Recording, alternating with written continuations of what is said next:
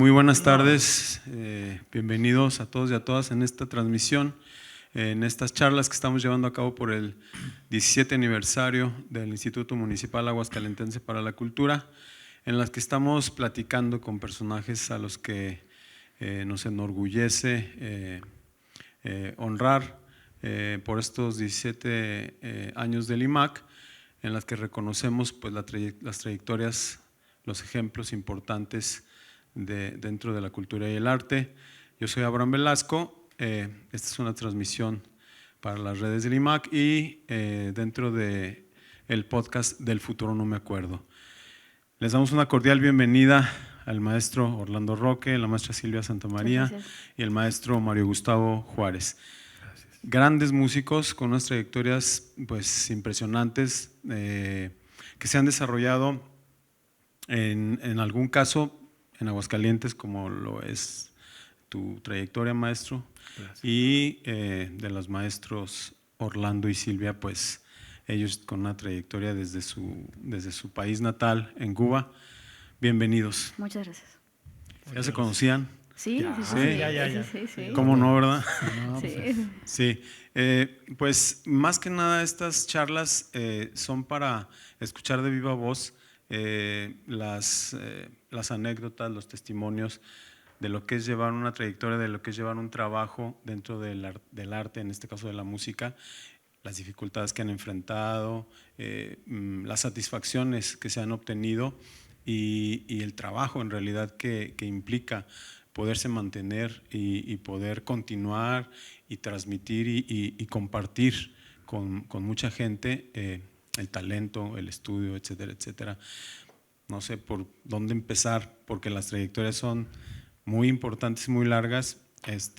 Dice Silvia que empecemos con el maestro Mario Gustavo. Quiero escucharlos de ellos, de viva voz de ellos, porque les digo, hace un momento platicábamos acerca de que qué importante es desde que comienza un proyecto verificar no solamente el cómo han ido logrando el posicionamiento y cómo van trascendiendo con la música que ellos realizan, con la música que ellos graban, con los conciertos que quedan ahí en la memoria de la gente, y cómo mantener o conservar esa posición y que verdaderamente continúen trascendiendo.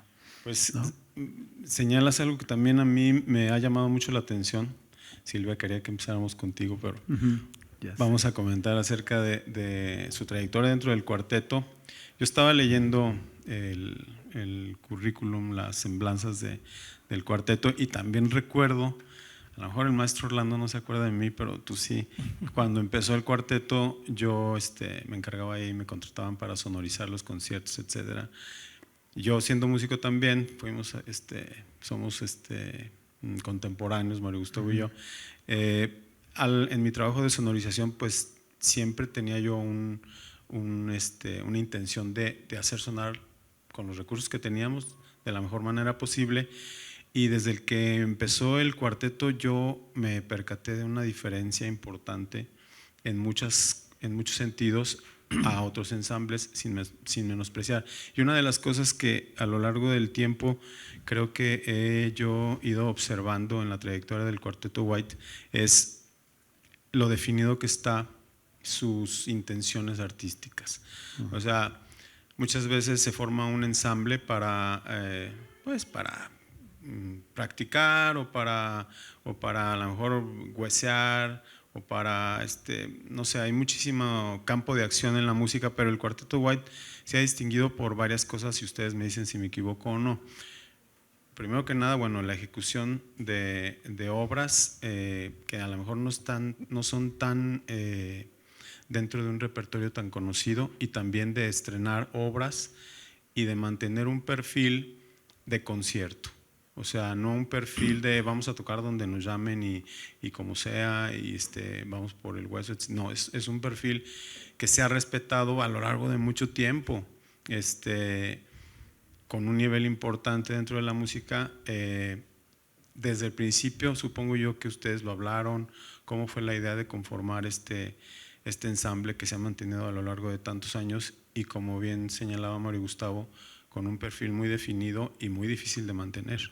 Sí, es increíble que tengas tú esa visión desde fuera, porque esa fue la visión de nosotros desde adentro. O sea, nos da gusto escucharlo, yo creo, porque entonces sí se vio un poco nuestro esfuerzo, ¿no?, hacia eso.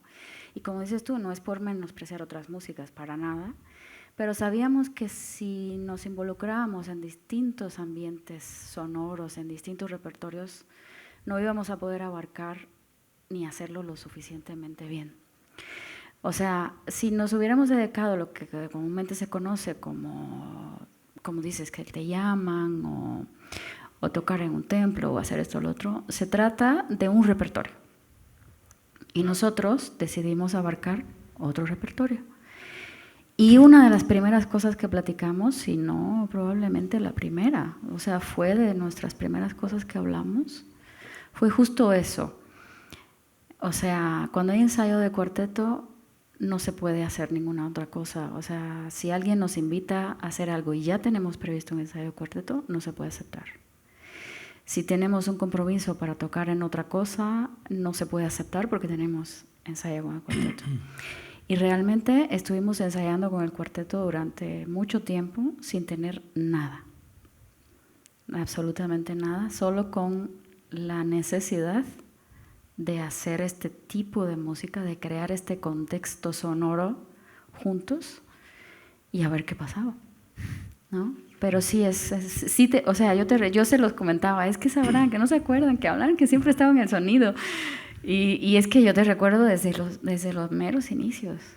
Sí, y aparte digo, me tocó, tuve la fortuna de sonorizar muchísimas cosas. Me tocó incluso sonorizar a la OSA, con una mezcladora de 16 canales. Dije, yo no sé cómo le hice, toda la OSA, y en los tiempos del maestro Gordon Campbell, o sea, dirigiendo y volteando a verme, a ver, súbele acá y bájale allá. O sea. Sí, yo recuerdo esos tiempos, sobre todo contigo, y me acuerdo muy bien de ti, entre otras cosas, por el nivel de perfeccionamiento.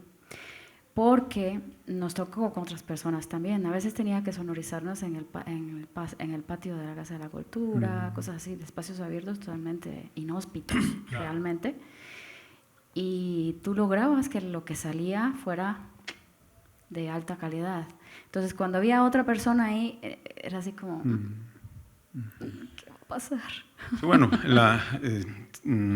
siendo músico, me considero músico, no de un nivel... Digo, hay niveles, pero siempre ese es como el afán, ¿no? Y la misma música también me ha llevado a estar aquí enfrente de ustedes platicando. Pues yo no soy comunicólogo ni nada, pero mira, le andamos haciendo todo. Ustedes, Silvia, maestro Orlando, llegaron aquí a integrar la Orquesta Sinfónica de Aguascalientes. ¿Cómo fue su llegada a Aguascalientes?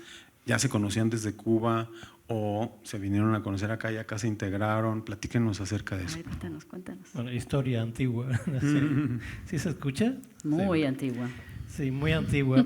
Sí nos conocemos desde Cuba, sobre todo desde la universidad, ¿no? Sí. Y de hecho, el sueño de mi vida, cuando yo conocí el cuarteto de cuerdas, que lo conocí en la universidad, el conjunto como tal, dije, no, esto es lo que yo quiero hacer toda mi vida. Y ahí empezó una historia lo hacíamos dentro del plan de la universidad, pero ya me nació el bichito de hacer un cuarteto yo, de pertenecer a un cuarteto con vida profesional, ¿no? El cuarteto tradicional, el que empezó en el siglo XVIII y después las grandes obras del clasicismo, el romanticismo, siglo XX y todo eso, ¿no? Y sí nos conocíamos y curiosamente desde aquella época, cuando ya empezamos a pensar en un conjunto, Silvia estaba presente, pero Silvia se fue a estudiar a la Unión Soviética en aquel momento, después estaba, y nunca surgía cómo, ¿no? Pero curiosamente llegamos a México, a diferentes lugares, pero cercanos, casi al mismo tiempo, ¿no? Nosotros, casi al mismo tiempo. Sí. Yo llegué en abril yo en noviembre. Y ella en noviembre del 1992. Pero Silvia llegó a Aguascalientes y yo con mi esposa en aquel momento, que todavía está aquí, que toca en la orquesta, violinista Sandra Díaz, llegamos a Querétaro. Entonces nosotros nos integramos a la Filarmónica de Querétaro y Silvia se integró acá a la de Aguascalientes. Y siguió aquello. Y mientras tanto yo hice cuarteto en Querétaro también. Hicimos otro cuarteto, duramos varios años. Tuve como 7 años en Querétaro. Y bueno, para no hacer la historia muy larga, siempre existió eso de hacemos, y ella dice, no, ahora no, porque ahora tengo, siempre se hacía de rogar, ¿no? O sea, No podía, no podía. Hasta que en algún momento ya el cuarteto que tenía en Querétaro ya hubo sus problemas, dije, ¿sabes qué? Hasta aquí. Y, bueno, y entonces le volvimos a hablar a Silvia, oye, ¿quieres hacer cuarteto? Y por fin dijo, sí, va. Y entonces empezamos a hacer cuarteto viajando entre Aguascalientes y Querétaro. Un fin de semana veníamos nosotros. Durante un año Sí, y poquito. un año y poquito, y otro fin de semana iban así, uno y uno. En aquel momento nos tomaba como 4 horas. Más o menos, sí. 4 horas ir porque Pero todavía era la carretera. religioso. Sí. Era... Fin de semana y fin de semana era así como dice ella, por amor al arte, porque queríamos tocar y porque queríamos hacer cuarteto, y así empezamos. Y entonces en algún momento ya que dijimos, bueno, ¿hacemos esto serio o no? Entonces dijimos, ¿quién se mueve para dónde? Y todo, bueno, y surgió la posibilidad, estaba Gordon Campbell, que por eso quizás yo no te recuerdo tanto, porque yo llegué aquí como en el último, no llegó ni un año de Gordon.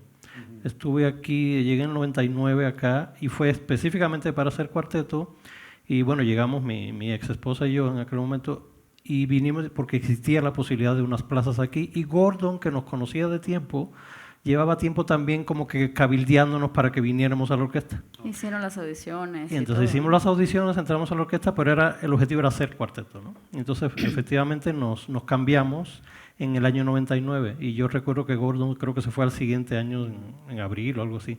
Por eso quizá, porque sí, ahora que te veo y ya que te vi el otro día y todo, te recuerdo, pero claro, vagamente porque yo me estaba integrando apenas, ¿no? Entonces por eso, ahora sí que veo tu cara, me voy refrescando la memoria, ¿no?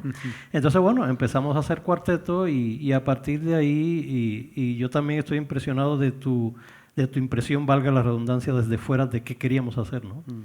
Y nos fuimos a todos lados a realmente crear un cuarteto, a cursos y cursos para mejorar. Sí, porque en aquella época no había nada. Nada. Ahorita sí hay mucho, hay muchísimo. Sí. Digo, Sí. el terreno es Pero, muy fértil. Y claro, y San Miguel de Allende, que en aquel momento era un festival único en América y que tenía un programa de clases, un programa académico durante 2 semanas intensivo, tremendo. Aprendimos un montón, venía lo mejor del mundo a San Miguel de Allende. Eso hoy en día no es así. Pero ahí aprendimos mucho, y después Canadá, Estados Unidos, y bueno, a lo mejor después seguimos la historia, ¿no? Pero esa fue la historia y nos juntamos acá, ¿no? Sí, recuerdo ese festival de música de cámara, ¿no? En San Miguel Allende, ¿era? Así es. Es como importante para mí como subrayar cómo la música requiere de especializaciones. O sea, no es nada más nos vamos a juntar, no es nada más, digo, en otros tipos de música sí puede resultar, ¿no? Si hacemos una banda de rock, nos juntamos y empezamos a palomear, improvisar, y vamos viendo qué sale y vamos armando cosas, pero el requisito, el requerimiento técnico, el requerimiento académico, pues para hacer un ensamble de cámara y en sí un cuarteto, es de alta exigencia. Entonces estamos escuchando por parte de ustedes. No tenemos, yo creo que desde afuera, una visión así, ¿no? O sea, pensamos que hay músicos que tocan dentro de un ensamble como la OSA, o a lo mejor una orquesta de cámara, no sé, de 20 elementos, y pensamos que nada más vamos a juntarnos, tenemos las partituras y vamos a ponernos a ensamblar. ¿Qué tipo de especialización, qué tipo de estudio se requiere para poder considerar que el músico o el ensamble está por buen camino o está preparándose por el camino correcto para poder hacer un cuarteto de cuerdas, que es muy específico, ¿no? El cuarteto de cuerdas. Sí es muy específico. A ver, yendo un poquito hacia atrás con las cosas que comentaste, yo creo que todas las agrupaciones, todos los ensambles, como bien dijiste, rock o jazz o lo que sea, pues la gente se junta, salsa incluso, o los grupos versátiles. O sea, en Aguascalientes hoy día hay unos grupos versátiles de sueño, que te quedas y dices, son magníficos. Eso requiere muchas horas de ensayo, muchas horas de estar juntos, muchas horas de sentirse, de ver cómo funciona la dinámica entre todos. Para nosotros es igual, y tienes razón también en decir, el cuarteto de cuerdas es una sociedad independiente, es algo que tiene un nivel muy alto de especialización. Sin embargo, yo creo que si todos quisiéramos hacer muy bien lo que hacemos, lo único que necesitamos es dedicarle mucho tiempo. Y claro, en nuestro caso tuvimos la fortuna de poder encontrar espacios, escuelas, lugares a donde ir a especializarnos en cuarteto, porque es un lenguaje que necesita uno aprender de él. No sirve solamente que yo sea un buen instrumentista, no sirve que platiquemos y hagamos juntos música de cámara bien, no, tiene sus mañas, tiene sus cosas, y es importante que la gente más vieja, la gente que tiene muchísima experiencia, te transmita esos conocimientos. Es una enseñanza igual como otra cualquiera. Y no es nada más leer. O sea, no es nada más tener la parte de cada quien y decir, no. somos buenos lectores, no. O sea, el ensamble es algo más allá de la Sí, simple es más lectura. allá, además son muchas horas de ensayo, muchas horas de ensayo, muchas horas de discusión, muchas horas de comprensión, de trabajo de la música desde adentro de la música, o sea, no nada más lo que lees, sino que está detrás de todo eso. El contexto de la obra, por ejemplo, ¿no? Sí, sí. Cuando tenemos un director enfrente que nos está marcando entradas, que nos dice dinámicas, etcétera, etcétera, pues él es el director. Él es el que tiene ese contexto. Él tiene exacto. ese contexto, él tiene el contexto de la interpretación de la obra, la época en la que se escribió, entonces a veces incluso los tempos, la velocidad del tempo cambia según el periodo en el que se escribió la obra. Exacto. Pero en un cuarteto entonces digamos que son como 4 directores. Sí. Que los 4 tienen que estar de acuerdo en cómo atacar, en la dinámica aquí, qué vamos a hacer, qué no vamos a hacer, también analizando la obra en el contexto en el que se escribió, etcétera, etcétera. Ese es más o menos el funcionamiento. Lo tienes clarísimo. ¿No quieres? Vente, vamos a... No. en algún momento quise estudiar violonchelo, precisamente, pero pues luego me fui por el bajo eléctrico. Tú muy bien. Sí. Pero bueno, Sí. estás en el rango, ¿no? Sí. De sonidos graves. El sonido grave me gusta. Sí. No, y el cello también, las obras para cello, hay algunas obras que también se me hacen extraordinarias. Entonces, digo, como estas charlas se tratan como de compartir estas cosas que luego, incluso para la misma gente que estamos dentro de la música o dentro de la cultura, pues tampoco lo tenemos tan claro, para lograr que este ensamble camine, que suene, que transmita, es un trabajal impresionante. Sí. Pero sobre todo siento yo que al tomar ese riesgo, si vas teniendo logros, primero, como decían, no estábamos tocando en ningún lado, estábamos estudiando, explorando. Las satisfacciones también son en un nivel diferente, o sea, no es lo mismo que, bueno, me llamaron para tocar en la boda de alguien en la iglesia tal o en la ceremonia tal, a que yo estoy interpretando obras que a mí me interesa tocar, a las que les encuentro un sentido importante, un crecimiento para mí, y lograr empezar el camino de exponer esa música ante el público, y la satisfacción es, digamos, muy diferente. ¿Cuál es, cómo podemos expresar, cómo pueden expresar ustedes con palabras esa satisfacción de lograr este tipo de expresividad, de expresión musical? Mira, esto es un mundo muy grande, ¿no? En cuanto a la expresividad, cómo expresarnos. Yo siempre digo que la expresividad en la música, y particularmente hablando de la música académica, como se llama, la que hacemos generalmente, eso incluye música contemporánea de hoy en día y todo, que la expresividad en una persona puede ser muy buena, y el objetivo de cualquier grupo, 2, 3, 4, es que esa expresividad se multiplique. Entonces, cuando en un grupo todos contribuimos a eso, crece exponencialmente, ¿no? Luego hay días en ciertos conciertos donde la cosa no va muy bien y pasa lo mismo. Si nos empezamos a resquebrajar, es el mismo efecto, pero al revés, ¿no? Entonces, este trabajo diario es necesario justamente, probablemente lo que más aprendimos o lo que más tuvimos que aprender es solución de problemas, ¿no? Cada quien tiene una idea válida, ¿no? Entonces, ¿cómo solucionamos esto, como dices, de 4 personas que piensan las cosas diferentes? Entonces, a través de clases, cursos, etcétera, pero aparte también de muchas pláticas con colegas de alto nivel, gente, si uno sentado en una mesa durante 2 o 3 horas aprendíamos bárbaramente de qué hacer, cómo solucionar esto. Porque, como decía Mario hace un rato, sostenerse en el tiempo es lo más difícil.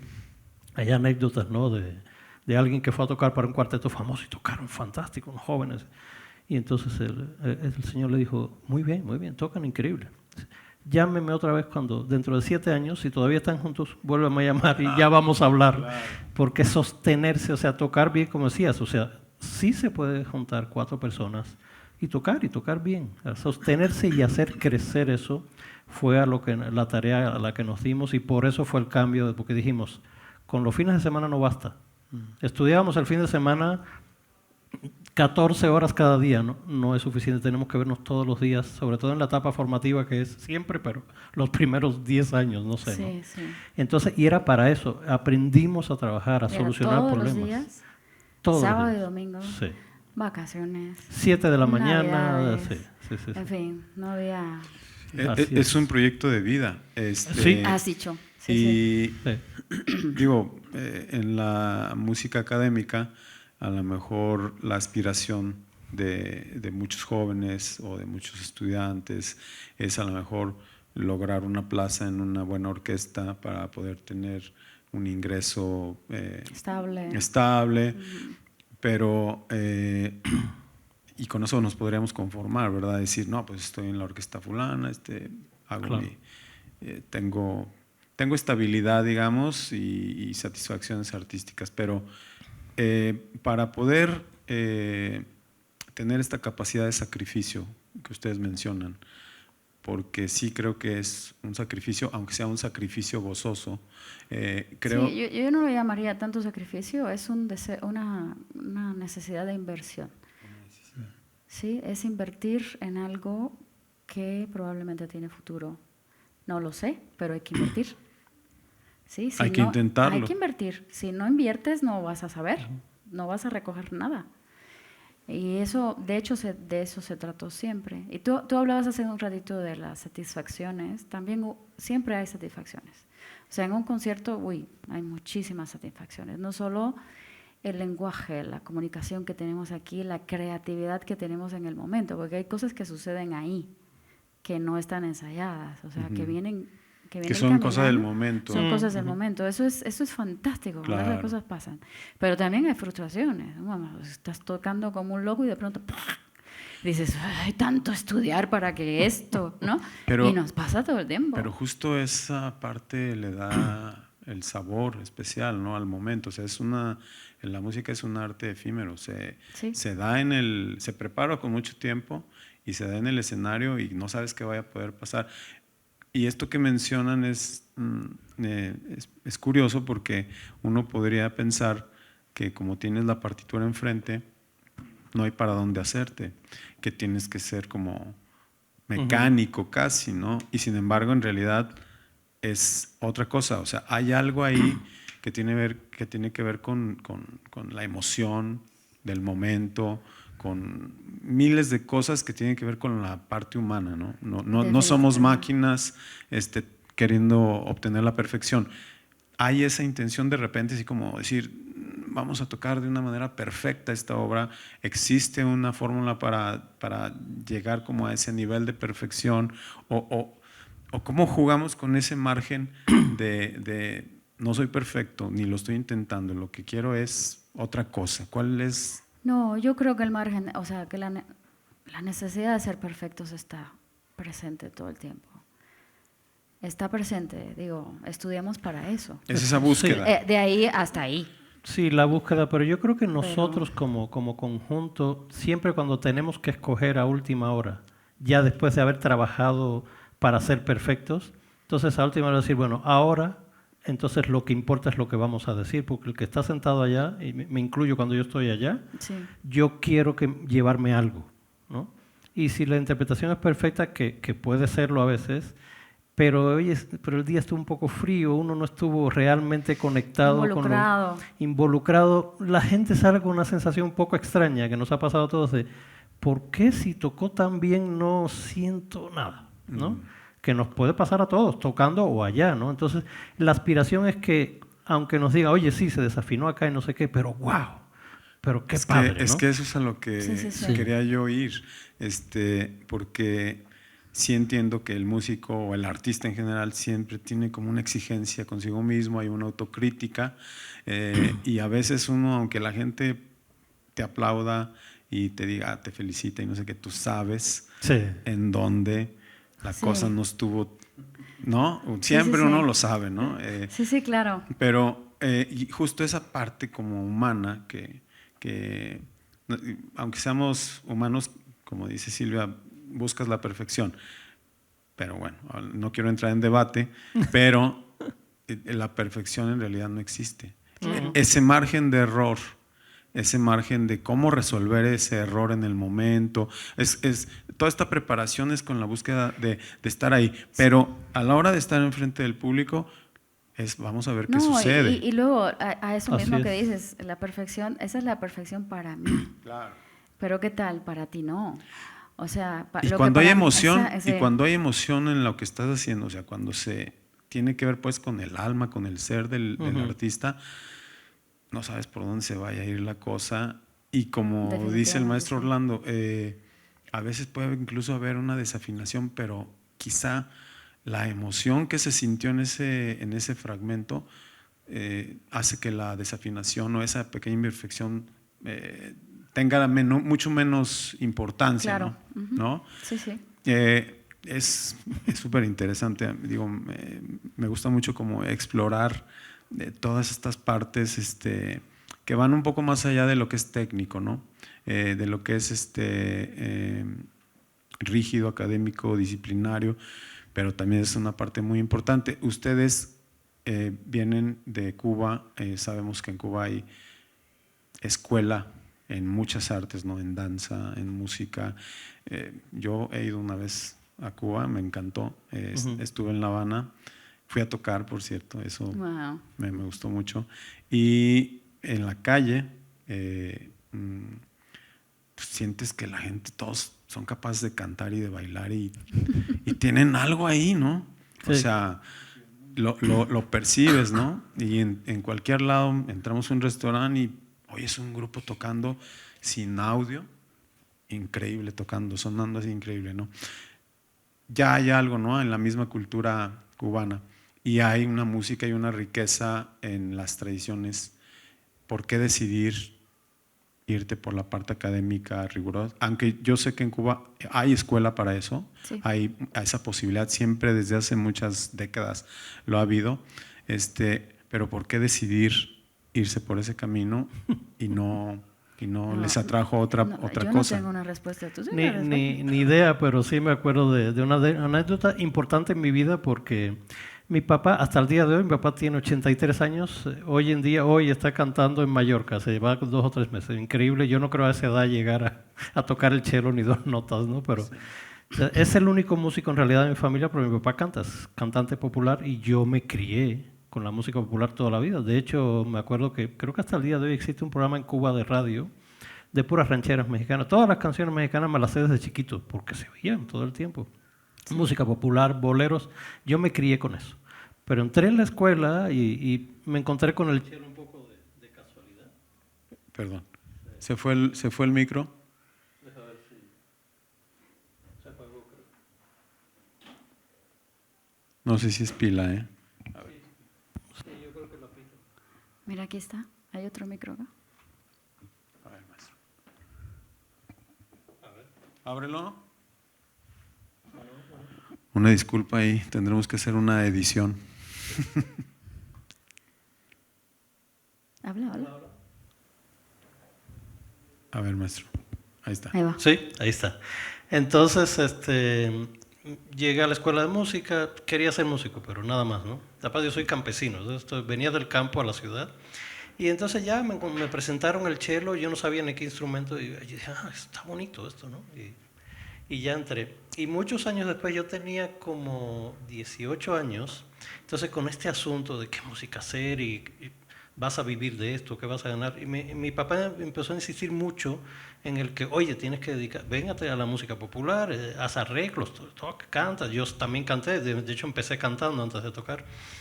Y entonces hubo un día que ya me senté con él y le dije, mira, yo lo que quiero hacer es, ya sé que no es la música que da dinero, ya sé que no mueve masas, no sé qué, pero yo lo que quiero hacer es música académica. Yo había decidido eso, había tenido la suerte ya en la universidad de tener un gran maestro de música de cámara específicamente, y eso me movió, y el estar en contacto con todos estos grandes compositores, vi una profundidad artística ahí que no encontraba en otras cosas. Es que sí hay música, cuando te pones a ver, y el repertorio, por ejemplo, del cuarteto, que es lo que a mí me terminó de atrapar, es un repertorio, solo después del repertorio sinfónico, es un repertorio, pero sobre todo de una profundidad que yo no encontraba en ninguna otra música. Y le dije, ya no me vuelvas a insistir. Me dijo, no, perfecto.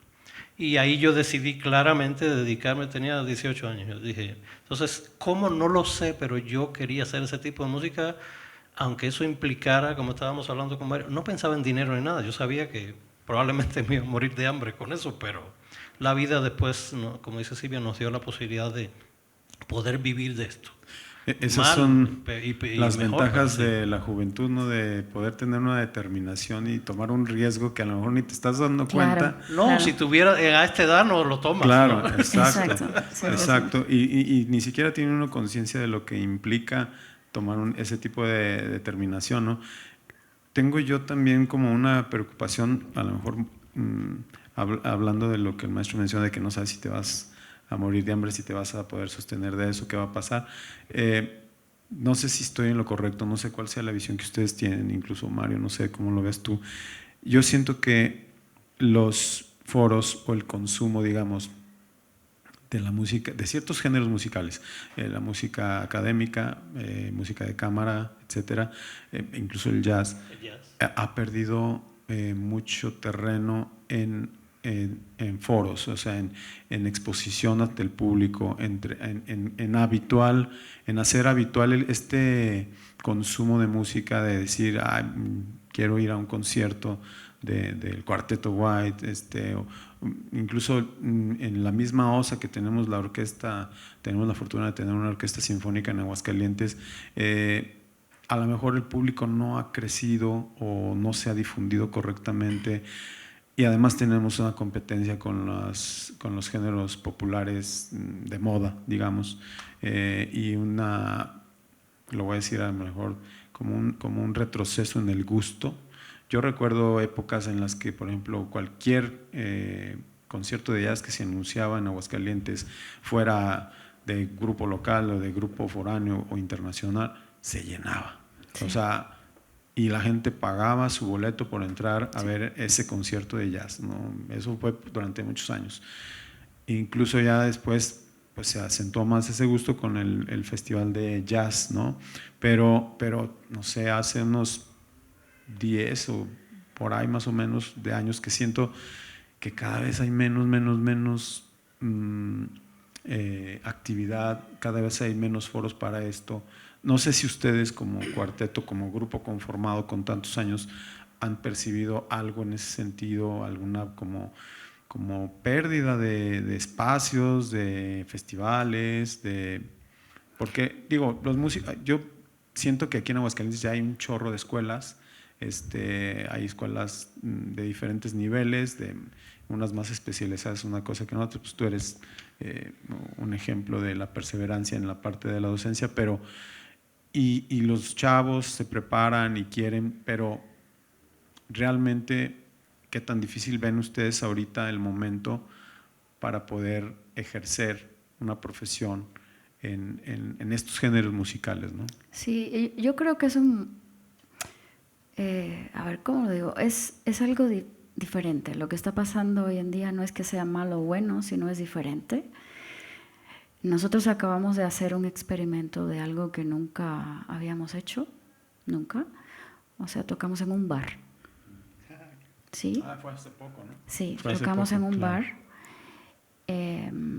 Bueno, se denominan bar centro cultural porque es cierto, tienen teatro, sí, tienen pero música es un bar y mientras y no tocamos cualquier cosa, o sea, tocamos piedras fuertes, tocamos Schubert, Schumann y Brahms, o sea, fueron piedras muy fuertes que decíamos en un bar. A ver, vamos a ver. En un bar, pero queríamos hacer, porque ¿qué está pasando? De pronto ya no es la sala de concierto lo que la gente está buscando. De pronto ya tiene un rato que se está usando el término experiencia. Vamos a vivir una experiencia. Entonces, vivir una experiencia también implica que el público tiene que sentirse cómodo. Ajá. Y a veces no somos capaces. Nosotros nos esforzamos, en la sala de concierto nos esforzamos de que el público se sienta con nosotros. O sea, que se involucre porque eso genera una sinergia que nos ayuda muchísimo. Si el público está involucrado, nosotros tocamos de una manera distinta. Y, por supuesto. Y empieza a funcionar de una forma fantástica, es un ¿no? diálogo. Pero tenemos que adaptarnos también a las necesidades de todos. O sea, yo quiero hacer esta música y quiero que a ti te guste la música que yo hago. Claro. ¿Y qué tengo que hacer para atraerte hacia mí de alguna manera, no?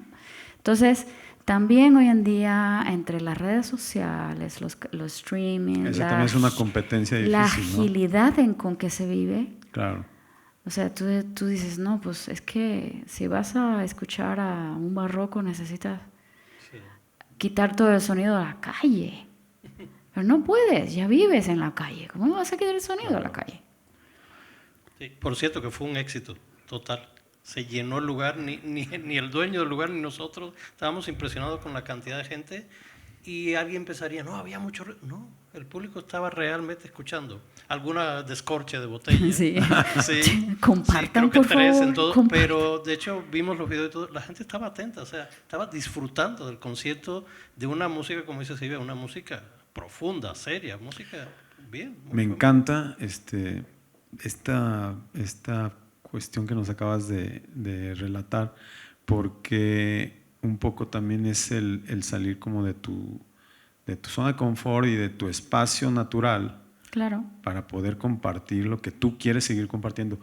Yo lo veo respetable. Hay grupos, por ejemplo, ensambles de música académica que empiezan a abordar músicas más populares, adaptarlas para poder tener un acercamiento con algunos públicos, pero me parece muy interesante y muy importante que, siendo fiel a lo que tú, como dices, lo que tú quieres compartirles, la música que tú quieres compartir con ellos, en el lugar y en el momento, aunque no sea como, digamos, el ideal, entre comillas, que le des acceso a las personas, al público, de poderlo disfrutar y tocar cosas, como tú dices, cosas pesadas. O sea, no es, porque es música que está hecha para la gente. O sea, los compositores no escribieron para los grandes conocedores. O sea, se escribió para el público en general, para que cualquier persona de cualquier edad lo pueda disfrutar, ¿no?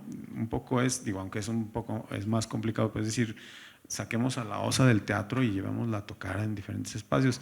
Les platico que hicimos también fue un experimento en el IMAC, en un aniversario de la ciudad. Hicimos 10 conciertos en delegaciones rurales y urbanas. Y el elenco que teníamos eran grupos populares, de música completamente popular, desde cumbias, boleros, gruperos. Y lo que hicimos fue que los grupos que hacían la apertura del concierto eran ensambles de cámara. Tuvimos un octeto de chelos, un cuarteto, y la gente lo recibió increíble. Aceptó perfectamente, incluso pedían otra. No era de que ya queremos que salga nuestro grupo. Eran conciertos para 2,000 personas y funcionó muy bien.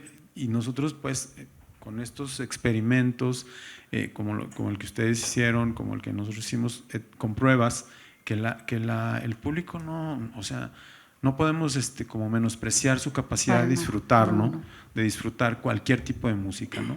No, el público es sabio. El público es sabio, el público siente igual que yo, o sea, somos seres humanos en comunión y estamos dialogando, ¿sabes? Y esta música es eso, un diálogo entre tú y yo.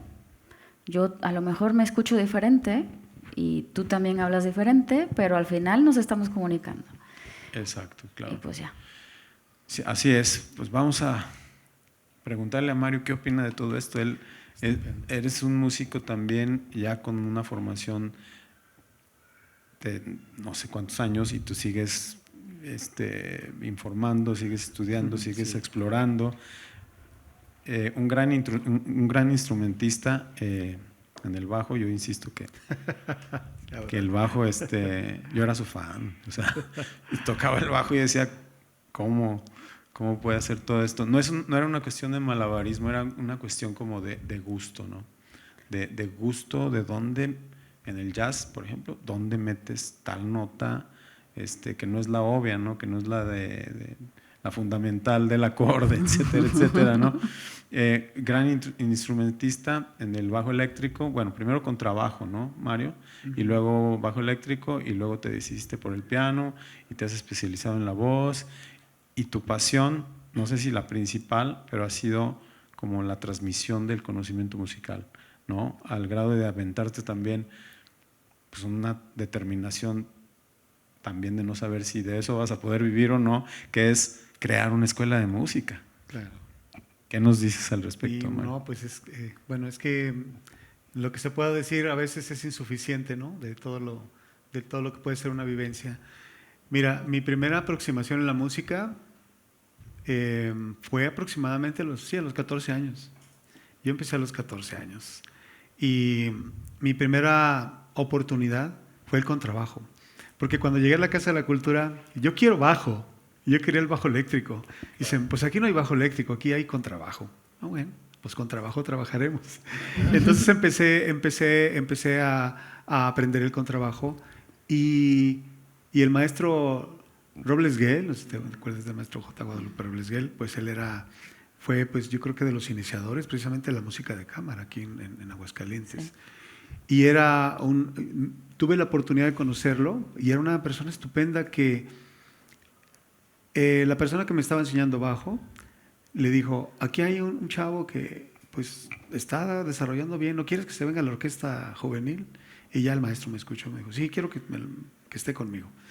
Y entonces ya hubo oportunidad después de tomar algunos seminarios de perfeccionamiento con maestros de la Orquesta Sinfónica Nacional y empecé a tomar,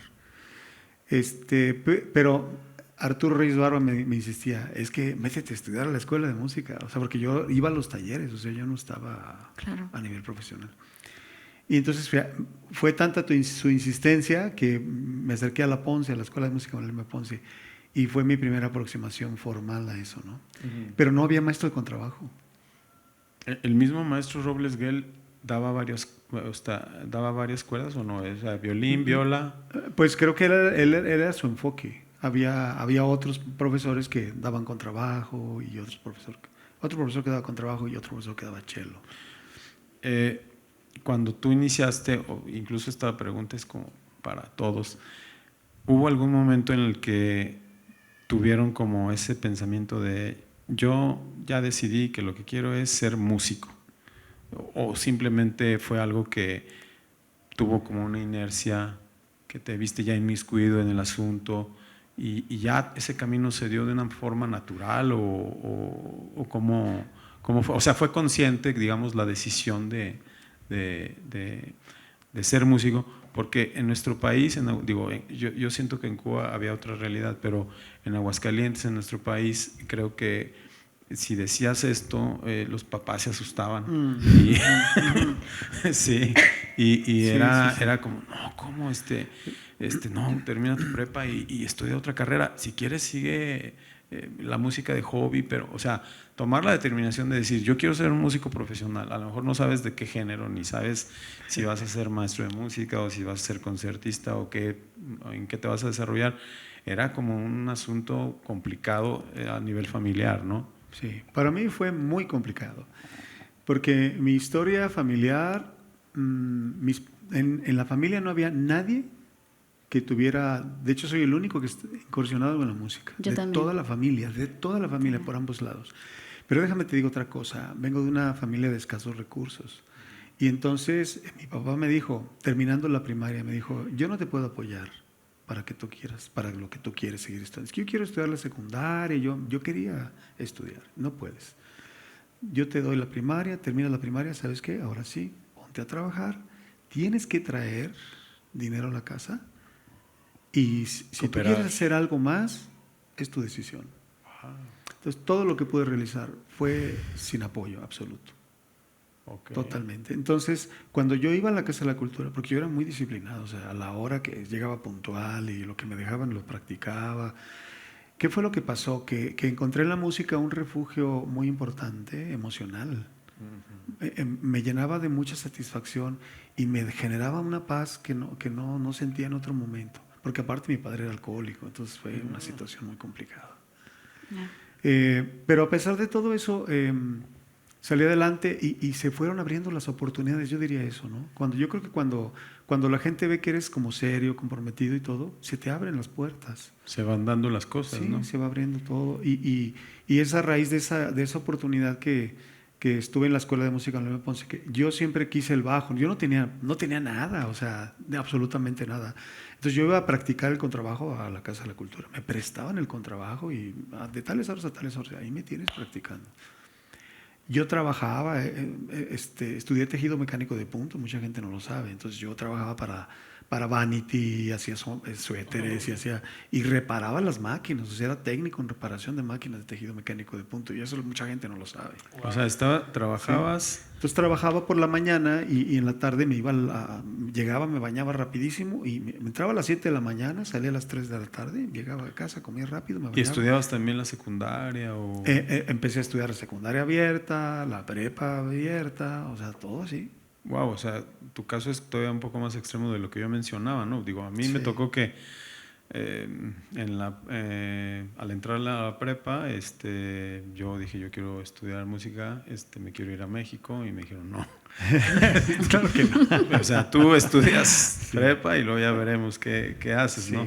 Que luego ni me salí de la prepa y fue así un asunto de rebeldía y no, digo, tu caso sí es un poco más extremo. No tuve el apoyo, no tuve la oportunidad y agradezco, yo creo que eso me ayudó a crecer, o sea, nunca lo veo así con, ay no, ¿por qué? No, agradecido por eso. Y hay una parte también, yo en mi caso creo que, o no sé si a ustedes les pasó lo mismo, antes de como tener el deseo, digamos, ya no sé si de ser músico, decir quiero ser un músico profesional, sino simplemente de aprender a tocar algo, de aprender a expresarte por medio de la música. ¿Había alguna afición a la música, a escuchar tal género, a escuchar a tal artista? ¿Había alguna afición de parte de ustedes? Yo no lo recuerdo, o sea, yo empecé a tocar un instrumento a los 4 años. Wow. Y de esas cosas que la mamá, hay que llevar a la niña a que haga otra cosa, ¿no? Que deje de molestar. Entonces, pero yo a esa edad le dije, yo no lo sé, eso me lo contó mi mamá en algún momento. Me dijo que yo me paré frente al televisor, la niñita chiquitita dijo, yo quiero tocar eso. Y eso era un violín. Y mi madre decía, bueno, ¿y dónde vamos a aprender un violín? Y empezó a investigar y ya me entré. Yo empecé muy temprano, ¿no? Entonces, esa parte de cómo me vino la necesidad, esa no la sé. Ya estaba dentro de eso. Claro. Lo que sí es cierto, que cuando fui a entrar a la prepa, yo no, porque mis padres me dijeron nada, yo quise estudiar otra carrera, además de la música. Me gustaba la ingeniería mecánica. Wow. O sea, porque a mí me gusta armar cosas. ¿Y sí lo hiciste? O sea, no, porque tenía que hacer 2 prepas. Wow. Una que era la específica para humanidades y la otra específica para ciencias. Okay. Y no, la niña dijo, no, me quedo con músicos. Es como mucho, ¿no? Y ya estabas... ¿Y ya? Ya estabas inmiscuida, no hubo un momento en que tuvieras que decir ni nada. Que eso creo que puede ser como muy afortunado, ¿no? Definitivamente afortunado. Porque tú ya en la prepa ya llevabas un camino recorrido, ya había lectura musical, ya había ejecución. Sí. O sea, el tipo de educación musical que se lleva cuando nosotros estudiamos empieza desde muy niño y en determinado punto, o sea, cuando ya tú terminas la prepa, ya tú eres un profesional. Cuando terminas la prepa, ya tienes un título y todo, puedes irte a trabajar como profesional. Como profesional de lo que estudiaste. Exacto. Y yo preferí seguir estudiando. Tuve la fortuna. O sea, realmente yo lo veo y escuchando tu historia, me doy cuenta de que hemos sido muy afortunados. Muy afortunados. Muy ¿no? afortunados. Y regresando al tema de como de esa afición por escuchar, yo también tengo la impresión que una parte muy importante de la formación musical es lo que escuchas, ¿no? O sea, eso te forma en muchos sentidos porque a lo mejor sin darte cuenta ya estás desarrollando un oído analítico, ¿no? Exacto. Y disfrutas que si este cuate utilizó tal técnica, o sea, ya te empiezas a dar cuenta de muchas cosas cuando oyes mucha música, ¿no? En mi caso yo creo que yo fui melómano a los 15 años, ya tenía una colección increíble así de viniles, ¿no? Claro. ¿Qué piensan de esto? ¿Cómo fue su caso? ¿Sí se escucha mucha música? Sí. ¿Qué tan importante consideran esa parte? No, para nada, al contrario, Sí, o sea, no nada que decir. Tú estás diciendo lo que es. Exacto. Sí. O sea, si cuando tú estás en la escuela, y si tú no escuchas música, ¿qué estás haciendo en la Es como escuela? un escritor que no lee, ¿no? Sí. Exacto, o sea. Así es. ¿Sabes? Yo creo que, es que venimos de entornos muy distintos, con circunstancias y condiciones culturales, los constructos son diferentes. Y en este caso, fíjate que yo creo que, por ejemplo, aquí en México, que no se le ha dado todavía aún el énfasis a la formación artística en edad temprana, como debiera de ser. No tenemos las oportunidades que se tienen en otros países, que sí se les da esa intencionalidad y esa relevancia.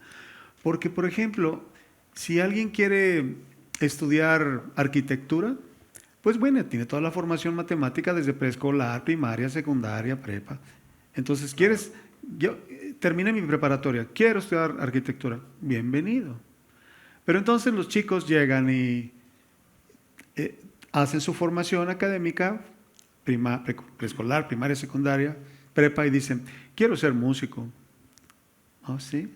Sí, tus bases, ¿Dónde está tu formación básica, tu ciclo medio? Que es importante, porque bueno, entonces llegan porque ya son capaces de tomar una decisión, porque ya tienen una autonomía y ya tienen de alguna u otra manera. Y además ya es necesario que tomen esa determinación, pues qué es lo que quieren. Y finalmente ellos ya llegaron a la edad crítica, ¿no? A esa parte donde ya puedo tomar decisiones y quiero hacer esto. Pero llegan y se encuentran y se desilusionan porque se dan cuenta que hubo un proceso que fue omitido. Exacto. Que fue omitido, exacto. Sí. Y eso realmente es algo muy lamentable ahora. Sí. Mira, ¿qué me ayudó a mí de niño? Yo, mi papá, eso sí tenía, era un melómano, o sea, escuchaba muchísima música y de todo tipo de música. Conocí muy bien toda la música de la década de los 50, 60, desde Glenn Miller y hasta todo lo que te pudieras imaginar. Me acuerdo haber escuchado fue en las primeras incursiones de Walter Murphy, por ejemplo, con la Quinta Sinfonía de Beethoven, ¿no? Sí, o sea, en versión disco. Sí, exactamente. O sea, entonces, y de pronto escuchabas la música de rock de los 80s, ¿no? Entonces, vamos, como que sí había cosas. Y de trío, no se diga. O sea, de trío, Boleros. El primero que me hice fan fue y que sigo siendo fan, sigue siendo los Tres Haces, porque para mí los Tres Haces es la innovación armónica. ¿Y sabes qué pasaba? Que cuando yo era un chavito, que tenía 16 años, y si de pronto yo escuchaba música y escuchaba a mi Walkman y traía mis cassettes, era pura música de trío. Y decían, ¿qué escuchas? Y decían, pues ¿cómo un chavo de 16 años está oyendo eso? Claro. Pero ¿sabes qué fue lo que pasó? Y de manera indirecta, al estar escuchando, ¿sabes qué pasó? Empecé a escuchar todas las voces. Claro. Empecé a escuchar la primera voz, la segunda, cómo se callaba. Que siempre era un y entraba el ensamble otro. a Sí, 3 o escuchaba 4 las 3 voces voces. y podía cantar naturalmente las 3 voces, sin saber música, no tenía ni la menor idea. Escuchando se te desarrolló esa Exacto. habilidad. Yo no tenía ni la menor idea. Cuando entré a la escuela me decían, el maestro dijo, este se llama así, este intervalo así, así, la primera vez, y lo tocaba otra vez y ya lo tenía. Era como muy natural, pues, digámoslo de esa forma. Sí. Entonces, digamos que hubo muchas como circunstancias que de alguna manera influyeron, sin habérmelo propuesto, influyeron en ir adquiriendo eso. Y empecé a encontrar en la música, me enamoré primero, yo creo, de la música. Y una vez que alguien está enamorado, está dispuesto a hacer lo que sea. Es verdad. Yo creo que es eso, ¿no? Claro. Exacto. Yo creo que es eso. Es como muy importante esa pasión, ese amor que uno va desarrollando, ¿no? Así Y es. ese anhelo y ese deseo de poder, como les digo, primero tener un nivel así de ejecución. Quiero sacar esta rola de los Beatles, no sé, o sea, cualquiera de estos anhelos cuando estás chavo.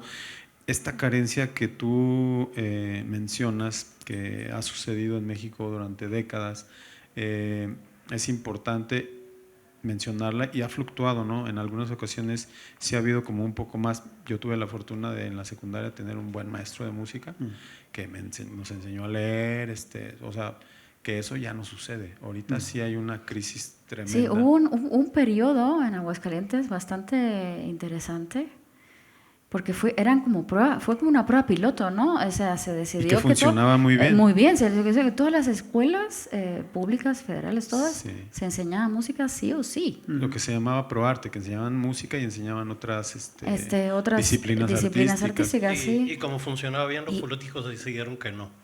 Que mejor No iba. No, Exacto, pero es que o sea, era increíble. sí. O sea, estás haciendo un programa piloto para saber que funciona y funciona y entonces... Y luego lo quitas. Qué curioso, ¿no? O sea, y esa problemática, como bien dices, sigue permaneciendo y no sé si de ahí te surgió el anhelo de esa parte formativa en música. Mira, Perdón, que creo que todos los músicos practican eso, ¿no? Ustedes también son profesores de música. Sí. Sí, de hecho, y me interesa mucho eso porque esto que están hablando, yo lo sufrimos todos los días. Yo estoy, por ejemplo, en la Universidad de Aguascalientes, ella en la de Zacatecas. Me están llegando muchachos de edad de prepa, 18, 19, 17, que quieren estudiar música y que están prácticamente en cero. Entonces nosotros tenemos que en 5 años enseñarles todo lo que se puede para sacar un producto lo más cercano, pero los pobres muchachos sufren mucho y nosotros también, para encontrar como ese déficit de educación desde que son chiquitos, ¿no? Entonces, es un punto muy delicado porque tú tienes que sacar una persona que sea capaz de poder dedicarse a eso. O sea, tú estás estudiando, tú estás enfocándose al mercado laboral. ¿Y cómo tú haces eso en 5 años con la música? Claro, y yo di clases hace muchos años ahí en La Ponce a niños y nosotros seguíamos un programa que llevaban en las primarias de España. Y acá, pues en 2 horas por la tarde los niños venían, hacían sus prácticas, hasta una pequeña orquestita formamos, ¿Sí? con reducciones ¿Sí? de obras importantes. Y en aquellos años nos comentaron muchas mamás, muchos padres de familia, que sus hijos habían mejorado mucho en la parte académica, Sí. Que eran los mejores alumnos de sus grupos, los Claro. niños que estaban en música. Y yo tenía la visión y la convicción de que efectivamente la música te ayudaba no solo para que te fueras a formar como músico, sino que era una parte complementaria, ¿no? Hasta tus mismos movimientos de psicomotricidad, los más sutiles, por medio de la música se te desarrollan más fácil, o tienes una capacidad de concentración mejor para estudiar cualquier cosa. Pero esta parte que señalan justamente de lo que planteaba yo, de que mi papá dijo, no, o sea, te vas a morir de hambre o luego vas a andar tocando quién sabe dónde, cabarets o qué sé yo, tenía esos temores mi papá. Qué bueno que no. Sí. A esos cabarets a lo que iba. Uno va y se mete aunque no sea músico, ¿no? Sí.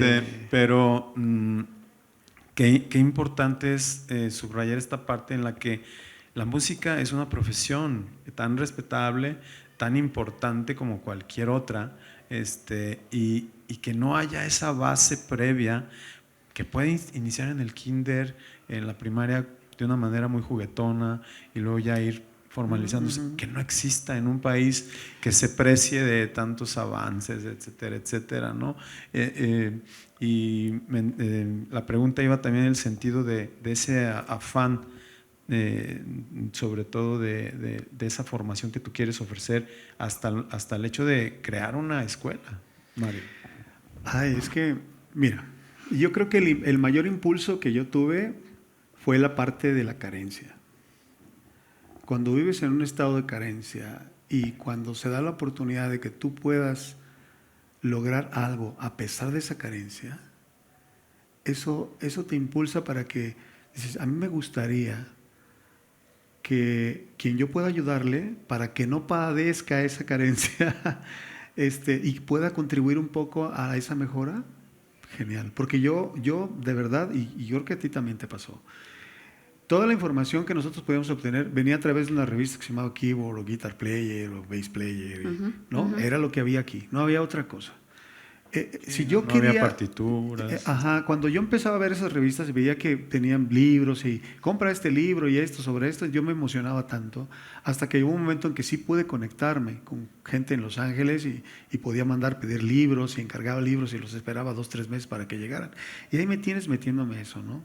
Cuando conocí al maestro Raúl Stolberg, que fue la primera oportunidad de estar con un maestro cercano así, fue maravilloso porque me abrió el camino a muchas cosas, a la comprensión.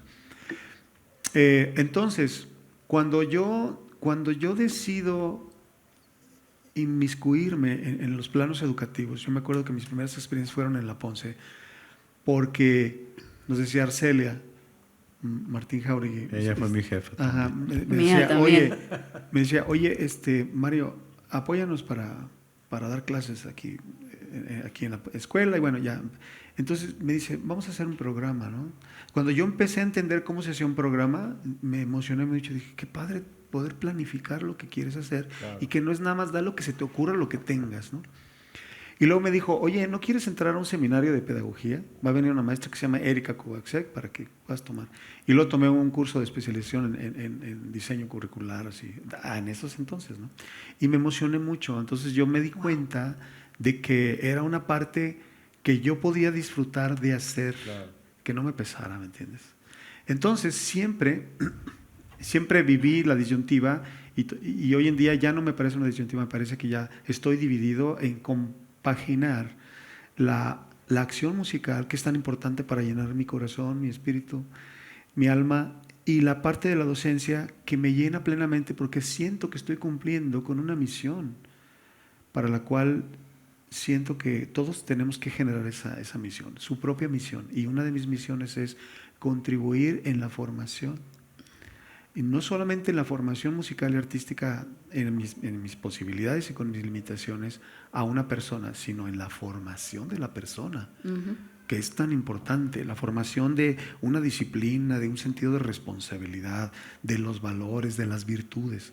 Nosotros somos muy enfáticos en eso. En México Contemporáneo, por ejemplo, es lo que tratamos de hacer. A ver, formación de la persona.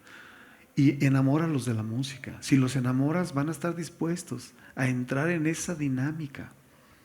Entonces, ha sido todo un proceso de ensayo y error al principio. Después iba y conseguía libros de pedagogía y me tienes leyendo, ¿no?, sobre las diferentes metodologías. Y entonces digo, no, yo quiero formalizar esto. Y es cuando decido entrar a la Universidad de Guadalajara y hacer la licenciatura en Pedagogía de la Música, porque me sentía muy comprometido a eso. Y al día de hoy siempre me verás investigando, indagando, leyendo sobre nuevos postulados educativos, y al grado de que he podido como entender hasta qué punto puedes llegar y un grado de libertad que puedes generar en una persona para que llegue a eso sin que tú la presiones. Claro. Afortunadamente ya hay más opciones, ¿no? Digo, estamos ahorita en la Escuela Manos, que es también una escuela de música creada por Sergio Ballín, que en un principio estuvieron juntos tú Sí. y él en el proyecto de Sí. México Contemporáneo. Sí, sí. Hay opciones, pues, hay muchas escuelas, algunas con, digamos, con cobijo gubernamental, hay otras que son independientes y hay opciones para que los niños o los jóvenes o los adultos puedan tener acceso a diferentes niveles de educación musical. A últimas fechas en Aguascalientes yo veo una ebullición de músicos en todos los géneros. Hay muchísimos chavos que ya están comparando con nuestras generaciones que a una edad muy temprana ya están ejecutando cosas ya de un nivel importante y una de las preocupaciones internas mías que tiene que ver también con lo que les decía de la falta de espacios es todos estos profesionales que van a egresar de la Universidad Autónoma o que van a egresar de la Universidad de las Artes o gente que se está formando en tu escuela o en otras diferentes escuelas, van a querer salir a ejercer, van a querer salir a trabajar, a vivir de lo que les apasiona, y es todo esto muy válido. Y siento que en algún sentido se tendría que hacer políticas públicas o estrategias para la formación, creación o crecimiento de los públicos. Porque como mencionaba en algún momento de esta charla, tenemos una competencia tremenda, simplemente con la atención de que la gente se siente a escucharte sin sacar su celular, por ejemplo. Claro, uy. O sea, porque estos asuntos de las plataformas que en un sentido tienen muchos beneficios, por ejemplo, a mí me encanta Spotify porque encuentro música que había buscado por años y ahora la encuentras ahí, pero también tiene un asunto así como de inmediatez en el que se da que el fenómeno es, oyes un minuto y pum, y cambias. Exacto. Y tu atención y ese contacto del que hablaba Silvia, en el que estás teniendo una comunión con el público y que hay una conexión ahí, pues no visible, pero fuerte, se está también como a lo mejor tambaleando, ¿no? El que la gente venga, se siente y te dé una hora de su tiempo para apreciar o criticar o lo que tú quieras de lo que estás haciendo en el escenario. ¿Sienten ustedes que existe esta crisis y qué cosas se les puede ocurrir para poder, no sé si contrarrestar, pero hacer una labor a lo mejor de una manera paralela en la de formar públicos, que haya gente que consuma todos estos profesionales de las artes que van a egresar de las escuelas y de las universidades? Hay algo, bueno, está sucediendo algo dramático desde hace mucho tiempo, ya no es, ya tiene varias décadas, y es que la pirámide poblacional se ha invertido. O sea, ese es nuestro primer problema. Ya no estamos así, ahora estamos así, ¿no? Entonces, no solo sucede con la música, sucede con todas las profesiones. Sí. O sea, salen los jóvenes al mercado laboral y no hay trabajo de lo que tú estudiaste o de lo que tú quieres hacer. Lo que tú quieres, ¿no? Desarrollarte. Lo que tú quieres hacer. Entonces, hasta el momento en la música tenemos un poquitito más de suerte todavía. Todavía porque hay muchos caminos. O sea, no está nada más la orquesta sinfónica.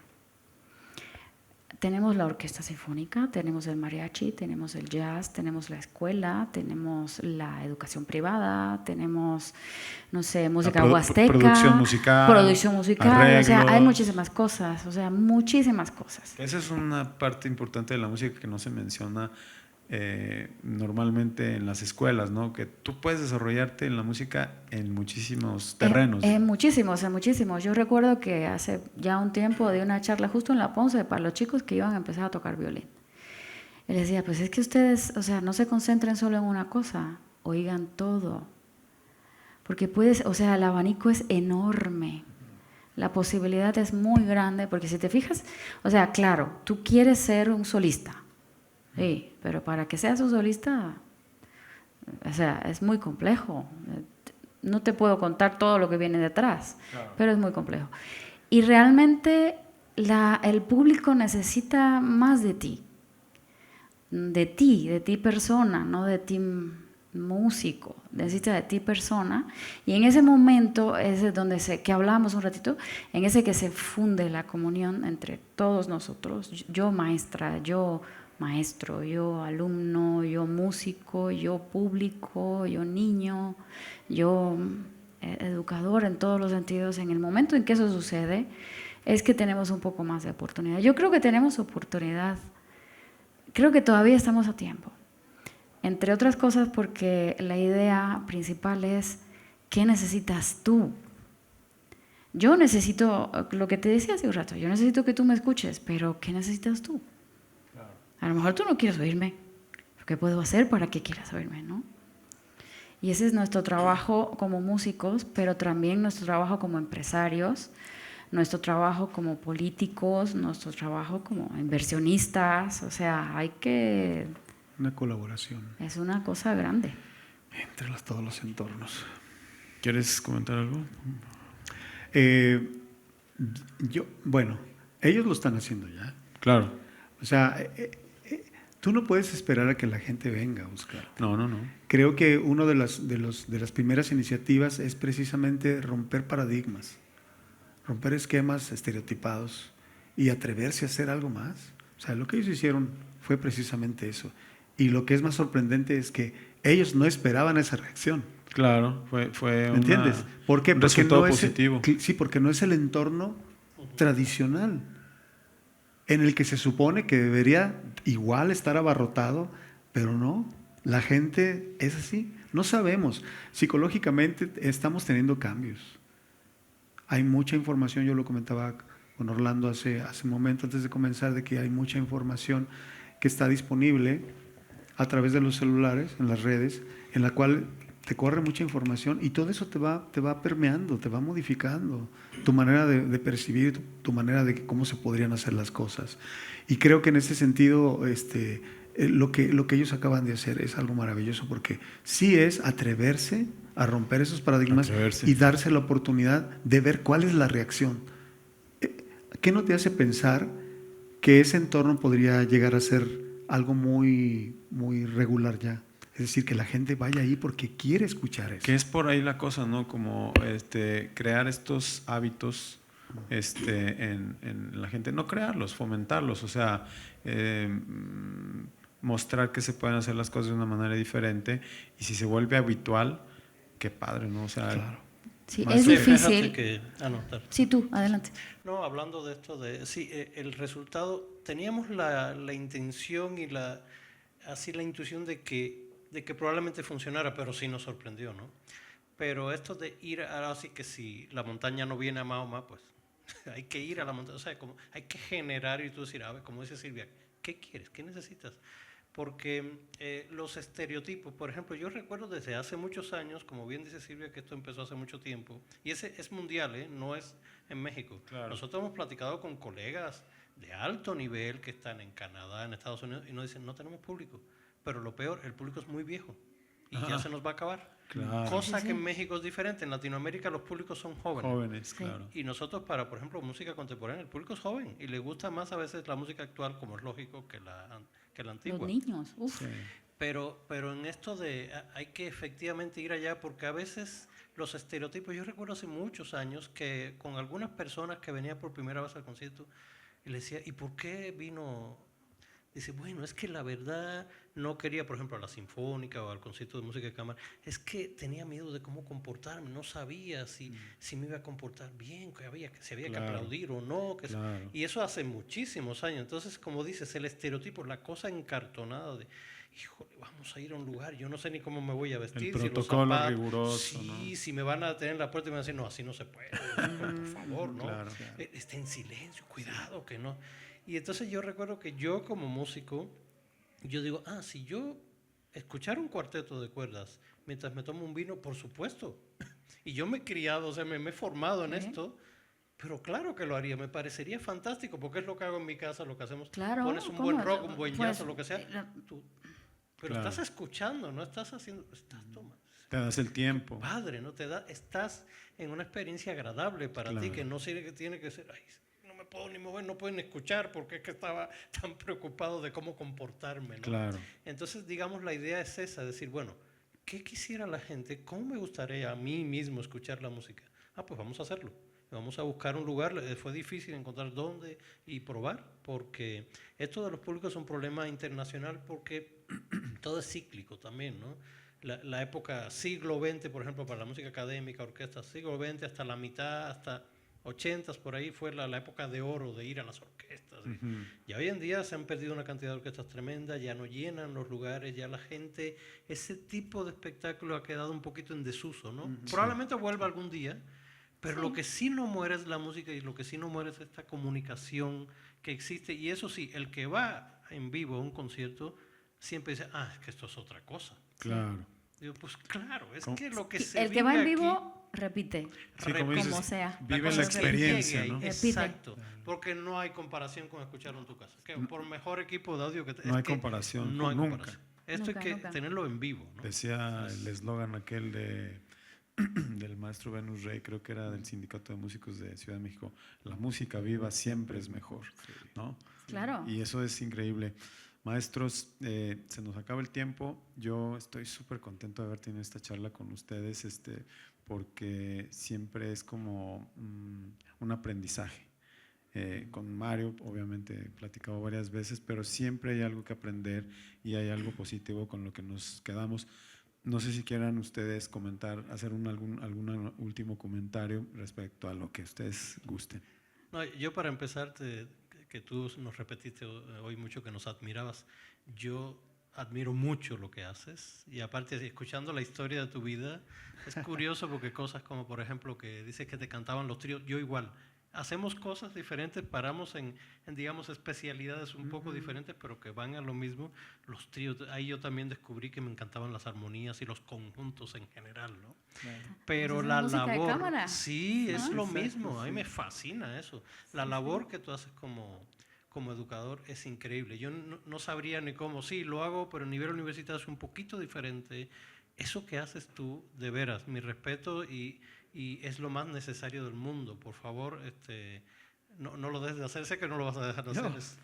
Ahí estás, ¿no? Pero es importantísimo, es una cosa tan importante. Es mi admiración tremenda lo que haces, ¿sí? De veras. Muchas gracias, Orlando. Muchas gracias, maestro Orlando. Silvia. No, pues gracias a ti por darnos esta oportunidad, gracias al municipio por este reconocimiento. Para nosotros es muy importante sentirnos parte de el crecimiento de la cultura en nuestro estado, en nuestro país. O sea, México es nuestro país. Es un reconocimiento sencillo, pero muy sincero no. y muy merecido.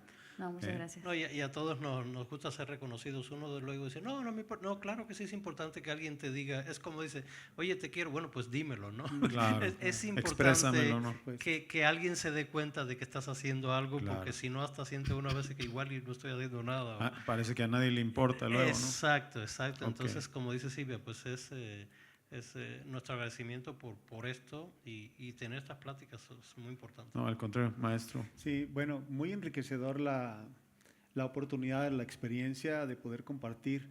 Yo nunca me imaginé que podría estar con ellos conversando así tranquilamente, porque como bien lo señaló Orlando, a veces hay divergencias en las actividades que se realizan y no coincidimos en los entornos, pero tener esta oportunidad que yo siempre he admirado muchísimo desde siempre.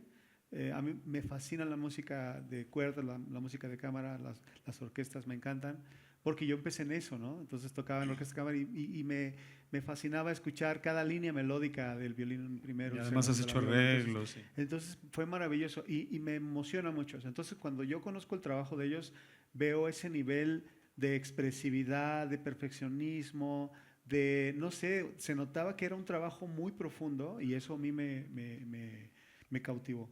Así es que poder estar con ellos compartiendo esta mesa es increíble. Gracias, Abraham, por la oportunidad. Gracias al Instituto Municipal Aguascalientes para la Cultura, porque nos han apoyado mucho a México Contemporáneo y lo agradecemos infinitamente. Gracias por este reconocimiento que nos brindaron porque sentirnos vivos mientras se recibe esto es diferente a cuando ya no estás aquí. Así Claro. es que pues yo agradezco esta valiosa oportunidad de poder seguir compartiendo un poquito nuestras experiencias de vida en espera de que esto pueda ser útil para las nuevas generaciones. Muchas Pues gracias. larga vida al Cuarteto White y a sus integrantes, larga Gracias. vida a la Escuela México Contemporáneo, Muchas al maestro gracias. Mario Gustavo y a su familia, larga vida al IMAC también, Claro que sí. continuemos en la trinchera y en la lucha por difundir la cultura y el arte en general.